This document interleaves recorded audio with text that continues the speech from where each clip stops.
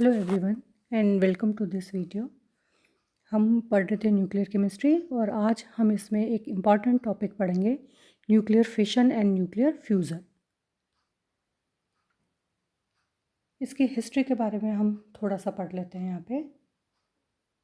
हैनन, स्ट्रेसमैन and मैटनर and fresh ने 1939 में सबसे पहले न्यूक्लियर फिशन को आइडेंटिफाई किया था। उन्होंने बताया था instead of heavier uranium it had split into the smaller elements, और इस पूरे प्रोसेस को इन्होंने बताया न्यूक्लियर फिशन या नाभिकीय विखंडन। अब थोड़ा सा आप स्ट्रक्चर देखते हैं एटम का वापस से। ये इसका न्यूक्लियस है और न्यूक्लियस में जो पार्टिकल्स होते हैं उनको अपन कलेक्टिवली क्या बोलते हैं, न्यूक्लियॉन्स। तो इसमें कौन कौन से न्यूक्लियॉन्स होते हैं? पॉजिटिव प्रोटॉन्स और न्यूट्रल न्यूट्रॉन्स। ये आपको दिख रहे हैं यहाँ पे। पॉजिटिव प्रोटॉन्स हैं जो न्यूट्रल है, जिन पे कोई चार्ज नहीं है, वो होते हैं न्यूट्रॉन्स। तो ये तो हो गया एटम का न्यूक्लियस या नाभिक वाला पार्ट। और ये जो हमको दिख रहे हैं ऑर्बिट्स में, ये रिवॉल्व कर रहे हैं चारों तरफ, ये क्या होते हैं? इलेक्ट्रॉन्स। तो ये इसका एटम का एक ब्यूटीफुल डायग्राम है जो अपन केमिस्ट्री में पढ़ते रहते हैं। अब हम आते हैं नाभिकीय विखंडन या न्यूक्लियर फिशन क्या होता है। Reaction in which an atomic nucleus of a radioactive element splits by bombardment from an external source with simultaneous release of large amount of energy used for electric power generation। जो नाभिकीय विखंडन होता है, नाभिकीय विखंडन में एक रेडियो एक्टिव न्यूक्लियस होता है, उसके ऊपर हम किसी भी एक्सटर्नल सोर्स का बम्बार्टमेंट कहते हैं। जैसे सिंपली न्यूट्रॉन्स को जब हम उस पर बम्बार्टमेंट करते हैं तो ये यहाँ से विखंडित होता है, स्प्लिट हो जाता है और साथ में बहुत ज़्यादा अमाउंट में एनर्जी रिलीज़ होती है। इस पूरे प्रोसेस को हम क्या कहते हैं? नाभिकीय विखंडन। इसको हम इसकी जो डेफिनेशन है वो हम क्या देते हैं कि भारी नाभिक के दो लगभग बराबर द्रव्यमान संख्या के नाभिकों में टूटने की क्रिया को हम नाभिकीय विखंडन कहते हैं। और इसमें जो अभिक्रिया होती है, जो रिएक्शन होती है, उनको क्या कहते हैं हम? Nuclear fission reactions. अब यहाँ पर जो नाभिकीय विखंडन होता है, वो नाभिकीय विखंडन क्या होता है? चेन रिएक्शंस के रूप में होता है। A chain reaction occurs when a critical mass of the uranium undergoes fission, releasing a large amount of heat and energy that produces an atomic explosion। अब इस डायग्राम को एक बार आप लोग ध्यान से देखिए, इससे आपको समझ में आएगा। यहाँ पे ये हमारे पास एक न्यूट्रॉन है। This is one neutron which start the cell reaction. ये एक न्यूट्रॉन है। ये यूरेनियम 235 है। यूरेनियम 235 का एक एटम है। अब जैसे ही ये न्यूट्रॉन यहाँ से जाकर के इसमें बम्बार्टमेंट करेगा, ये स्प्लिट होगा, ये टूटेगा बेरियम में और क्रिप्टॉन में, और साथ में क्या निकलेंगे? 3 न्यूट्रॉन्स निकलेंगे। ठीक है। एक न्यूट्रॉन ने यहाँ आकर के टकराया यूरेनियम 235 से। यूरेनियम 235 टूट गया, एक बेरियम बना, दूसरा क्रिप्टॉन बना, और साथ में 3 हाई एनर्जी वाले न्यूट्रॉन्स निकले। अब अगर हमारे पास यूरेनियम और है वहाँ पर, उस जगह पर अगर यूरेनियम और है, तो ये जो न्यूट्रॉन निकले थे, ये न्यूट्रॉन क्या करेंगे? ये वाला इस यूरेनियम को स्प्लिट करेगा, ये वाला न्यूट्रॉन इस यूरेनियम को स्प्लिट करेगा, और ये वाला न्यूट्रॉन इस यूरेनियम को स्प्लिट करेगा। अब क्या होगा? यहाँ पे बेरियम और क्रिप्टॉन बनेंगे और फिर 3 हाई एनर्जेटिक न्यूट्रॉन्स निकलेंगे। इसी तरीके से इस यूरेनियम 235 से भी ये स्प्लिट होगा, ये टूटेगा, बेरियम निकलेगा, क्रिप्टॉन निकलेगा और 3 हाई एनर्जी वाले न्यूट्रॉन्स निकलेंगे। अब क्या होगा? अगर इनके पास और यूरेनियम एटम रखे हुए हैं यहाँ पर मान लीजिए, तो वो फिर से टूटेगा। तो क्या होगा? एक चेन रिएक्शन स्टार्ट हो जाएगी। इसको एक बार और देख लेते हैं। देखिए, ये न्यूट्रॉन है, ये यूरेनियम 235 से जाकर के टकराया। टकराते ही क्या हुआ? ये अनस्टेबल हो गया, यूरेनियम अस्थायी हो गया। क्योंकि हम यहाँ पे क्या कह रहे हैं? देखिए, हम ये कह रहे हैं कि जैसे एक न्यूट्रॉन आकर के इस यूरेनियम के परमाणु से या इसके नाभिक से जाके टकराया, तो ये नाभिक अस्थायी हो गया। अस्थायी होने की वजह से क्या हुआ? ये टूट गया, और टूट के 2 में चेंज हो गया, दो टुकड़ों में बट गया। एक टुकड़ा था इसका क्रिप्टॉन और दूसरा था इसका बेरियम, और साथ में 3 हाई एनर्जी वाले न्यूट्रॉन्स निकले। पूरी रिएक्शन को हम कैसे बता सकते हैं? न्यूट्रॉन, यूरेनियम 235, ये वाले जो है ये हमने यूरेनियम अनस्टेबल स्टेट में दिखाया, krypton and barium plus 3 neutron, और साथ में क्या निकली? बहुत सारी ऊर्जा। अब एक बार इस चीज़ को हम दोबारा समझते हैं। यहाँ हमने क्या कहा? हमने कहा कि ये जो नाभिक है ये हमारा क्या हो गया? अस्थायी हो गया। अस्थायी किस लिए हुआ? क्योंकि जैसे ही न्यूक्लियर फिशन के बारे में पता चला था उसके तुरंत बाद 2 साइंटिस्ट थे, बोर एंड व्हीलर। उन्होंने एक थ्योरी दी थी जिसको हम बोलते हैं लिक्विड ड्रॉप मॉडल। इस लिक्विड ड्रॉप मॉडल से उन्होंने ये समझाया था कि ये जो न्यूक्लियस है ये अस्थायी क्यों होता है। जैसे ही न्यूट्रॉन इससे आकर के टकराता है ये अस्थायी क्यों होता है, इसका जवाब हमको किससे मिलता है? लिक्विड ड्रॉप मॉडल से, जिसको हम क्या कहते हैं? द्रव बूंद सिद्धांत। उन्होंने क्या बताया? उन्होंने बताया कि जो न्यूक्लियस है वो एक लिक्विड ड्रॉप की तरह बिहेव करता है। जब इसमें न्यूट्रॉन प्रवेश कर जाता है तो इस न्यूक्लियस की एनर्जी यहाँ पर बढ़ गई। हम क्या मान रहे हैं? हम ये मान रहे हैं ये वाला जो न्यूक्लियस है ये वाला लिक्विड ड्रॉप की तरह, द्रव्य की बूंद की तरह। जैसे ही इसमें ये न्यूट्रॉन अंदर से एंटर करेगा ये यहाँ पर अस्थायी हो जाएगा, और अस्थायी होने से क्या होगा? इसकी जो शेप है, इसकी जो आकृति है वो चेंज हो जाएगी। आकृति चेंज हो जाएगी, डिस्टॉर्टेड आकृति हो जाएगी, गोलाकार से दीर्घ वृत्तीय हो जाएगा, और फिर क्या हो जाएगा? डंबल शेप में परिवर्तित हो जाएगा। नाभिक की इस स्थिति में पहुंचने के बाद इसका वापस अपनी इस वाली स्थिति में आना असंभव हो जाएगा, क्योंकि ऑसिलेशंस होने शुरू हो जाएंगे, दोलन होने शुरू हो जाएंगे, और जो डंबल शेप बनेगा उसके दोनों एंड्स के ऊपर पॉजिटिव चार्ज हो जाएगा। जब दोनों एंड्स पे पॉजिटिव चार्ज हो जाएगा तो वो हाईली अनस्टेबल हो जाएगा और फिर वो टूट जाएगा, टूटेगा और फिर किस में चेंज हो जाएगा? एक क्रिप्टॉन में चेंज हो जाएगा और दूसरा बेरियम में चेंज हो जाएगा। अब इस फिशन से, इस नाभिकीय विखंडन से बहुत ज़्यादा ऊर्जा निकलती है। Each uranium 235 atom has a mass of this much kilogram. The total number of atoms in 1 kilogram of uranium 235 can be found as follows. 1 kilogram का जो यूरेनियम है हमारा, उसके अंदर इतने एटम्स हैं, और हमने अभी जो विखंडन देखी थी वो सिर्फ एक एटम का देखा था। तो अब हम सोच सकते हैं कि जब इतने एटम्स होंगे तो कितनी ज़्यादा एनर्जी उसमें से, कितनी ऊर्जा उसमें से बाहर निकलेगी। If one uranium atom undergoes a fission reaction and releases 2.385 10 raised to power minus 11 joules of energy, then the amount of energy released by 1 kilogram of uranium 235 can be calculated as follows. अब हम खुद इस बात को calculate कर सकते हैं, इसको सोच सकते हैं हम सब कि एक एटम से अगर इतनी एनर्जी निकलती है तो 1 किलोग्राम से टोटल इतनी एनर्जी रिलीज होगी यूरेनियम से।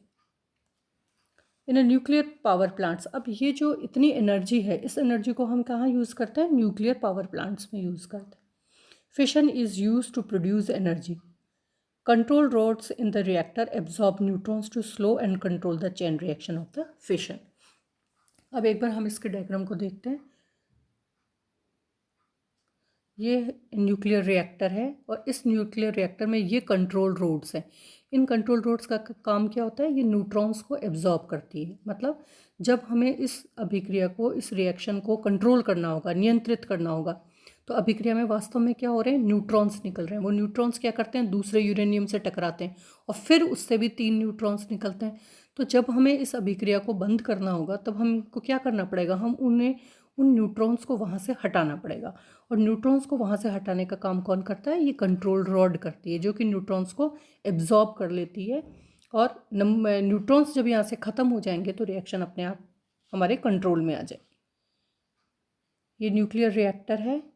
हॉट वाटर और द मोल्टन सोडियम यहाँ से एनर्जी लेगी, ये स्टीम बनेगी, स्टीम टरबाइन होगी और इससे हमारी इलेक्ट्रिसिटी जनरेट होगी।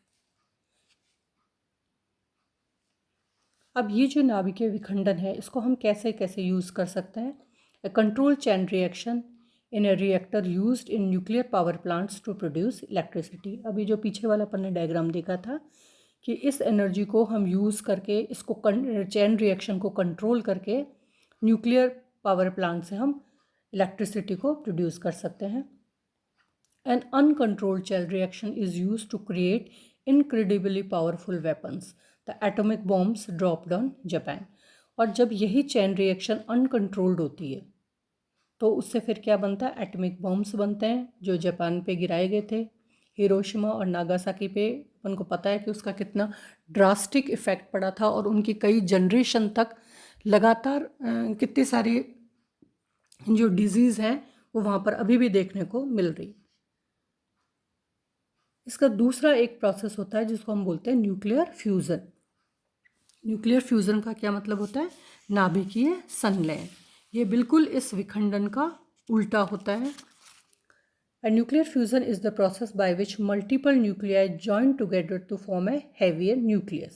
अभी जो न्यूक्लियर फिशन में हमने पढ़ा था, न्यूक्लियर फिशन में हमने क्या पढ़ा था कि हम एक लार्ज न्यूक्लियस को, एक बड़े न्यूक्लियस को स्प्लिट कर रहे थे, उसको तोड़ रहे थे छोटे नाभिकों में और ऊर्जा निकल रही थी। यहाँ हम बिल्कुल उल्टा करेंगे। हम यहाँ पे क्या करते हैं, हम यहाँ पे छोटे न्यूक्लियस लेते हैं और उनको जॉइन करवा के एक हैवियर न्यूक्लियस बनाते हैं। It is accompanied by the release or absorption of energy depending on the masses of the nuclei involved. यहाँ पे हमने ये दो लाइट न्यूक्लियाई लिया है और उनसे हमने हीलियम बनाया, साथ में यहाँ पे न्यूट्रॉन निकलेगा और लार्ज अमाउंट ऑफ एनर्जी यहाँ पर रिलीज होगी, बहुत ज़्यादा ऊर्जा उत्सर्जित होगी। Small nuclei come together to form a larger nuclide and releasing the energy. ये देखिए ड्यूटेरियम एंड ट्राइटियम को हमने यहाँ पे फ्यूज़ किया है तो बहुत सारी एनर्जी, हीलियम बन गया, न्यूट्रॉन निकल गए और बहुत ज़्यादा अमाउंट में एनर्जी रिलीज हुई। This type of fusion is being examined as an alternative energy source on the earth. अब ये जो नाभिकीय संलयन की अभिक्रिया है, इस संलयन की अभिक्रिया से हम बहुत ज़्यादा ऊर्जा का उत्पादन कर सकते हैं। कंप्लीट रिएक्शन इस तरीके से हो सकती है, ये दो स्मॉलर न्यूक्लियाई मिलके 2 हीलियम्स बना लें, बेरियम बना लें, इससे हम कार्बन बना लें, या कार्बन और इससे हम ऑक्सीजन 1 बना। Fusion can be used a controlled reaction in a reactor used to produce cleaner inexpensive electricity. ऐसा हम कर सकते हैं लेकिन अभी तक हम फ्यूजन को कंट्रोल नहीं कर पा रहे हैं। A fission bomb start a fusion chain reaction to create an incredibly powerful weapon. Thermonuclear weapons, hydrogen bomb, much more destructive than the atomic bomb. अब ये जो न्यूक्लियर संलयन है जिसमें हम दो लाइट न्यूक्लियस को मिला करके बड़ा न्यूक्लियस बना रहे हैं, इसमें जो ऊर्जा निकलती है वो एटॉमिक बम से 100 टाइम्स ज़्यादा निकलती है और वो क्या कहलाता है, it's known as hydrogen bomb. अब एक बार फिर से देख लेते हैं दोनों, nuclear fission and nuclear fusion. नाभिकीय विखंडन क्या होता है, a large nuclei splits into several small nuclei when impacted by a neutron and energy is released in this process. ये वो वाला न्यूट्रॉन जैसे ये लार्जर न्यूक्लियाई पे आके टकराएगा, ये दो छोटे न्यूक्लियाई में चेंज हो जाएगा और साथ में हाई एनर्जी वाले न्यूट्रॉन्स निकलेंगे। इसके बिल्कुल उल्टा होता है न्यूक्लियर फ्यूजन या नाभिकीय संलयन। Several small nuclei fuse together and release energy. ये ट्राइटियम एंड ड्यूटेरियम को हमने फ्यूज़ किया, हीलियम बना और साथ में लार्ज अमाउंट ऑफ एनर्जी। अब इन दोनों में क्या फ़र्क होता है, इन दोनों में मान लीजिए एग्ज़ाम में आपके क्वेश्चन आ जाता है कि नाभिकीय विखंडन और नाभिकीय संलयन में अंतर बताइए, तो आपको बहुत सारे डिफरेंसेस लिखने हैं। कौन कौन से लिखने हैं, जो सिंपल एक तो डेफिनेशन है कि नाभिकीय विखंडन में बाहरी नाभिक हल्के नाभिक में टूट जाता है, जबकि नाभिकीय संलयन में क्या होता है, हल्के नाभिक आपस में जुड़ करके भारी नाभिक बनाते हैं। दूसरी बात, जो नाभिकीय विखंडन होता है वो एक चेन रिएक्शन है, लेकिन जो संलयन है वो चेन रिएक्शन नहीं है। दूसरी बात, जो नाभिकीय विखंडन होता है उसको स्टार्ट करने के लिए हमें न्यूट्रॉन्स की ज़रूरत पड़ती है। हमने बताया था कि जब एक न्यूक्लियस पे न्यूट्रॉन्स आके बम्बार्टमेंट करेंगे तो रिएक्शन स्टार्ट होगी, लेकिन न्यूक्लियर फ्यूज़न के लिए हमें न्यूट्रॉन्स की ज़रूरत नहीं पड़ती। एक बहुत इम्पॉर्टेंट जो डिफरेंस है वो क्या है, न्यूक्लियर फिशन के लिए हमको हाई टेम्परेचर की ज़रूरत नहीं पड़ती, न्यूट्रॉन्स की ज़रूरत पड़ती है। लेकिन जो नाभिकीय फ्यूज़न है उसके लिए हमें बहुत ज़्यादा हाई टेम्परेचर की ज़रूरत पड़ती है, लगभग 2 करोड़ डिग्री सेंटीग्रेड टेम्परेचर होना चाहिए। तो जब हम न्यूक्लियर फ्यूज़न को होता है लाइटर न्यूक्लियाई से, जब आप बड़ा न्यूक्लियाई बनाते हो तो पहले हमको नाभिकीय फिशन करना पड़ता है, नाभिकीय विखंडन करना पड़ता है, क्योंकि उसी से इतने ज़्यादा अमाउंट में ऊर्जा निकलती है। तो पहले न्यूक्लियर फिशन करना पड़ता है, उसके बाद में न्यूक्लियर फ्यूज़न का प्रोसेस हो पाता है। अब नाभिकीय फिशन जो है, नाभिकीय विखंडन, इसको हम कंट्रोल कर सकते हैं। अपन ने देखा था कि जो कंट्रोल रॉड्स होती है उनसे हम न्यूट्रॉन को एब्जॉर्ब करवा लेते हैं और हम इस रिएक्शन को कंट्रोल कर सकते हैं। लेकिन न्यूक्लियर फ्यूज़न को कंट्रोल नहीं किया जा सकता, इसमें बहुत ज़्यादा एनर्जी निकलती है और सबसे बड़ी बात क्या है, हम इसको कंट्रोल अभी तक नहीं कर पाए।